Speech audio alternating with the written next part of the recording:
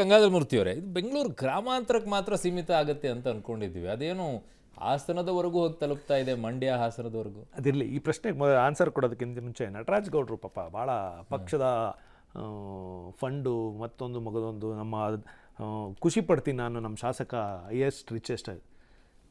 ರಮೇಶ್ ಕುಮಾರ್ ಅವ್ರು ಇದನ್ನೇ ಹೇಳಿದ್ದು, ತಲೆಯಾಂತರಕ್ಕೆ ಆಗೋಷ್ಟು ಮಾಡ್ಕೊಂಬಿಟ್ಟಿದ್ದೀವಪ್ಪ ನಾವು, ಈಗಾದರೂ ಕಾಂಗ್ರೆಸ್ ಪಕ್ಷನ ಉಳಿಸೋಣ, ರಾಹುಲ್ ಗಾಂಧಿನ ಉಳಿಸೋಣ ಅಂತ ಅವರೇ ಹೇಳಿದ್ದು. ಅವ್ರು ಹೇಳಿದ್ದು ಅವರು ಶಿವಕುಮಾರ್ನ ಇಟ್ಕೊಂಡು ಹೇಳಿದ್ರು ಅಥವಾ ಇನ್ಯಾರು ಇಟ್ಕೊಂಡು ಹೇಳಿದ್ರು ಗೊತ್ತಿಲ್ಲ. ಈ ಕಾಂಗ್ರೆಸ್ ಪಾರ್ಟಿ ಕತೆ ಏನು ಗೊತ್ತಾ, 70-75 ವರ್ಷದ ಕಾಂಗ್ರೆಸ್ ಪಾರ್ಟಿ ರಿಚೆಸ್ಟ್ ಪಾರ್ಟಿಯಿಂದ ವರ್ಲ್ಡ್ ಆಗಬೇಕಿತ್ತು. ಯಾಕಾಗಿಲ್ಲ ಅಂದರೆ ಕಾಂಗ್ರೆಸ್ಸನ್ನು ಬಳಸ್ಕೊಂಡು ನಾಯಕರುಗಳಾದ್ರಲ್ಲ ಅವರೆಲ್ಲ ರಿಚೆಸ್ಟ್ ಆಗ್ಬಿಟ್ರು, ಇವರಾಗಲಿಲ್ಲ. 85ರಲ್ಲಿ ಎಲೆಕ್ಷನ್ ನಿಂತ ಡಿ ಕೆ ಶಿವಕುಮಾರ್ ಕೇವಲ ಎಷ್ಟು ವರ್ಷ, 40 ವರ್ಷದಲ್ಲಿ ಹೈಯೆಸ್ಟ್ ರಿಚೆಸ್ಟ್.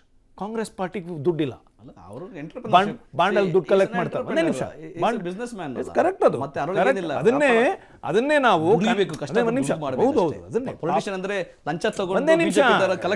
ಅವ್ರದೊಂದು ಸ್ಟೇಟ್ಮೆಂಟ್ ಇದೆ, ಆಫ್ ದ ರೆಕಾರ್ಡ್ ಅಲ್ಲಿ ಮಾತಾಡೋದು, ರಾಜಕೀಯ ಮಾಡ್ತಾ ಇರೋದು ನಾನು ತಗೊಳ್ಳೋ ಲಂಚ ನಾನು ಫೀಸ್ ಆಗಿ ತಗಂತಿದ್ದೀನಿ ಅಂತ.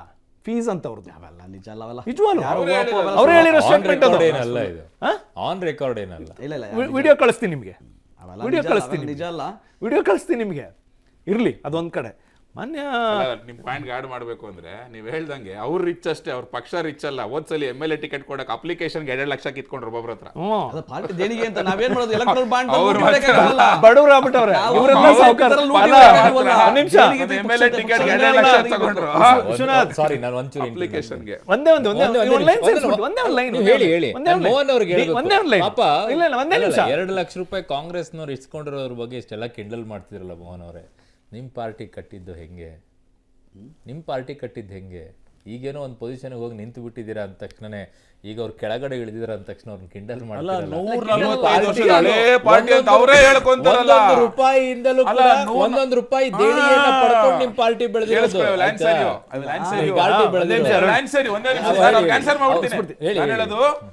ಆ ಪಾರ್ಟಿಗೆ ಒಂದು MLA ಎಲೆಕ್ಷನ್ ಅಪ್ಲಿಕೇಶನ್ಗೆ 2 ಲಕ್ಷ ತಗೊಳಕ್ ಅವ್ರ ಹತ್ರ ದುಡ್ಡಿದೆ. ಪ್ಯಾರಲಲ್ಲಿ ಡಿ ಕೆ ಶಿವಕುಮಾರ್ 1400 ಕೋಟಿ ಡಿಕ್ಲೇರ್ ಮಾಡ್ತಾರೆ ಅಂದ್ರೆ ಅರ್ಥ ಮಾಡ್ಕೊಳ್ಳಿ. ಅವ್ರು ಹೇಳಿದ ಪಾಯಿಂಟ್ ಅದನ್ನೇ ನಾನು ಹೇಳ್ತಿರೋದು.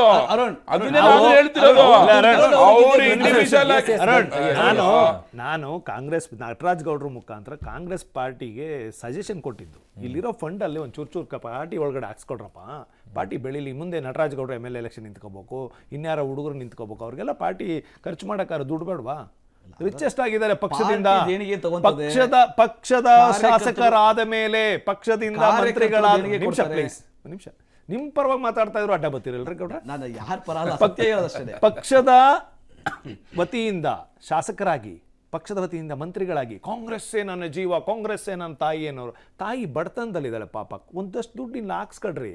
ಇನ್ನೊಂದು ವಿಚಾರ ಅಂದರೆ, ಮಾನ್ಯ ಸುರೇಶ್ ಅವರು ಹೋದ ಚುನಾವಣೆಯಲ್ಲಿ 55 ಕೋಟಿ ಅವರ ಒಟ್ಟು ಆದಾಯ, ಈಗ 585 ಕೋಟಿ.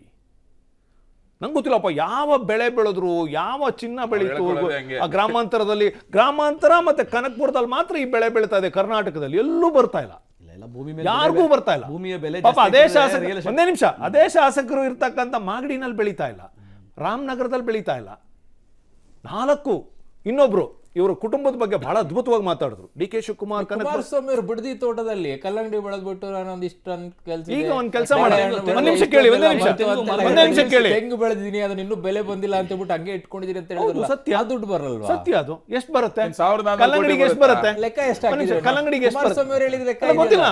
ಎಷ್ಟು ಬರುತ್ತೆ? ಮಂಡ್ಯಕ್ಕೆ 100 ಕೋಟಿ ಖರ್ಚು ಮಾಡ್ತಾವ್ರೆ. ಯಾರೋ ಪುಣ್ಯಾತ್ಮರು 1000 ಎಕರೆ ಇದೆ ಕುಮಾರಸ್ವಾಮಿದು ಬೆಂಗಳೂರಲ್ಲಿ ಅಂದ್ರು, ಅದಕ್ಕೆ ಹೇಳಿದ್ರು 48 ಎಕರೆ ನಾನು ಅವಾಗ ತಗೊಂಡಿದ್ದು ಇನ್ನೂ ಹಂಗೆ ಐತಪ್ಪ, ಅದ್ರಲ್ಲಿ ಏನು ಮಾಡಿಲ್ಲ, ಅದು ಬೆಲೆ ಜಾಸ್ತಿ ಆಗಿದೆ. ನೀವು ಕಲ್ಲಂಗಡಿ ಹಣ್ಣು, ತೆಂಗು ಬೆಳೆದು ಬಾಳೆಹಣ್ಣನ್ನ ಬೆಳೆದು ನೀವು ದುಡಿಬಹುದು ಅನ್ನೋದಾದ್ರೆ ಅವ್ರು ಬಿಸ್ನೆಸ್ ಮಾಡ್ಬಿಟ್ಟು.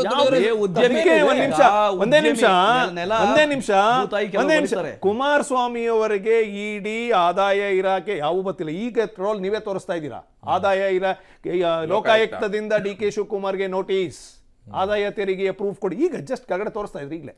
ಹೌದು ಹೋಯ್ತು. ಯಾರಿಗೋಯ್ತು? ಕುಮಾರಸ್ವಾಮಿಗೆ ಬಂದಿದ್ಯಾ ಇಲ್ಲಿವರೆಗೂ? ದೇವೇಗೌಡರಿಗೆ ಬಂದಿದ್ಯಾ? ರೇವಣ್ಣವ್ರಿಗೆ ಬಂದಿದ್ಯಾ? ಪ್ರಜ್ವಲ್ ರೇವಣ್ಣಗೆ ಬಂದಿದ್ಯಾ? ನಿಖಿಲ್ ಕುಮಾರಸ್ವಾಮಿಗೆ ಬಂದಿದ್ಯಾ? ಅನಿತಾ ಕುಮಾರಸ್ವಾಮಿಗೆ ಬಂದಿದ್ಯಾ? ಅವ್ರ ಮನೇಲಿ ಯಾರ್ಯಾರಿಗೆ ಬಂದಿದೆ? ಡಿ ಕೆ ಶಿವಕುಮಾರ್ ಬಂದಿದೆ, ಅವ್ರ ಮಗಳಿಗೆ ಬಂದಿದೆ, ಅವ್ರ ತಾಯಿ ಬಂದಿದೆ.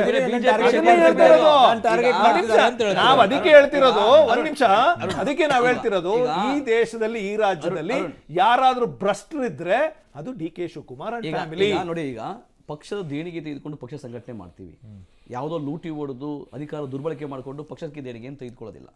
ಇದು ಬಿಜೆಪಿ ಮಾಡೋ ಕೆಲಸ. ಎಲೆಕ್ಟ್ರಲ್ ಬಾಂಡ್ ನಾವು ನೀವು ನೋಡಿದ್ವಿ. ಅವ್ರು ಡಿ ಕೆ ಶಿವಕುಮಾರ್ ಬಗ್ಗೆ ನೇರವಾಗಿ ಆರೋಪ ಮಾಡ್ತಾ ಇದ್ದಾರೆ.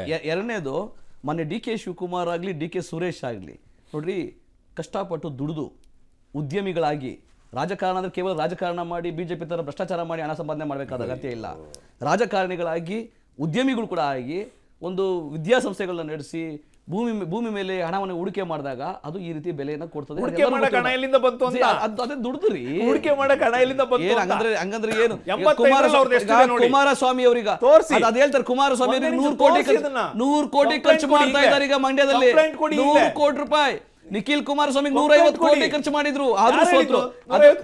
ಜನ ಹೇಳ್ತಾ ಇದ್ದಾರೆ ಒಂದು ಓಟಿಗೆ 5,000 ರೂಪಾಯಿ ಕೊಟ್ರು ಅಂತ ಲೆಕ್ಕ ಹಾಕಿ. ಜನ ಹೇಳ್ತಾರೆ, ಅಲ್ಲಿಂದ ಜನ ಹೇಳ್ತಾರದು. ಬಿಜೆಪಿ ಐಟಿ ಅಲ್ಲಿ ಅವ್ರು ಹಿಂಗ್ ಕಲ್ಲಂಗಡಿ, ತೆಂಗು, ಬಾಳೆಹಣ್ಣು ಬೆಳೆತಿದಾರೋ, ಐಟಿ ಅಲ್ಲಿ ತೋರಿಸಿದ್ರಪ್ಪ ನನಗೆ. ಅದು ಏನೋ ಬೆಳೆ ಬೆಳೆದು 32 ಕೋಟಿ ನನ್ನ ಆದಾಯ ಬಂತು ಅಂತ. ಕೃಷಿಯಿಂದ ಪಾಪ ರೈತರು ಮಾತ್ರ ಸಾಲ ಮಾಡಿ ಒದ್ದಾಡ್ತಾ ಇದ್ದಾರೆ. ರಾಜಕಾರಣಿಗಳು ಮಾತ್ರ ಕೃಷಿಯಿಂದ ಬೆಳೆ ತೆಗಿತಾನೇ ಇದಾರಪ್ಪ. ಅದು ಏನ್ ದುಡಿತಿರೋ ಅದಕ್ಕೆ ನೀವು ತೆರಿಗೆ ಕಟ್ಟಬೇಕು. ಅದಕ್ಕೆ ಏನು ನೀವು ಇಡಿ ಮತ್ತೆ ಐಟಿ ಏನು ಈಗ ನೋಟಿಸ್ ಕೊಟ್ಟಿದ್ದಾವೆ ಅದಕ್ಕೆ ಉತ್ತರ ಕೊಡ್ತಾರೆ. ಅವರ ಆದಾಯವನ್ನ ಏನು ಮುಚ್ಚುಮರೆ ಮಾಡ್ಕೊಂಡು ಎಲ್ಲೂ ಯಾರು ಸೀಟ್ ಕೆಳಗಡೆ ಮಾಡಿಕೊಂಡಿಲ್ಲ, ಡಿಕ್ಲೇರ್ ಮಾಡಿದ್ದಾರೆ. ಕುಮಾರಸ್ವಾಮಿ ಅವರು ಕನಕಪುರಕ್ಕೆ ಶಿವಕುಮಾರ್ ಮನೆಗೆ ಹೋಗಿ ಅವ್ರ ತಾಯಿ ಮುಂದೆ ಕುಳಿತುಕೊಂಡು ಬಿಜೆಪಿ ಷಡ್ಯಂತ್ರ ಮಾಡಿದೆ, ನಿಮ್ಮ ಮಗನ ಜೊತೆ ನಾನು ಮಾನವೀಯತೆ ನಾನು ಜೊತೆಲಿದ್ದೀನಿ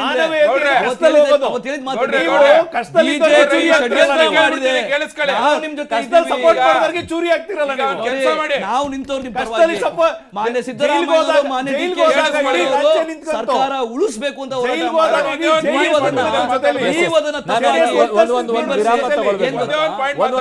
ಒಂದು ವಿರಾಮ ತಗೊಳ್ತೀನಿ, ವಾಪಸ್ ಬರ್ತೀನಿ. ಮೋಹನ್ ಅವ್ರೇನೋ ಒಂದೇನೋ ಪಾಯಿಂಟ್ ಮಾತಾಡ್ಬೇಕಂತ, ವಾಪಸ್ ಬರ್ತೀನಿ.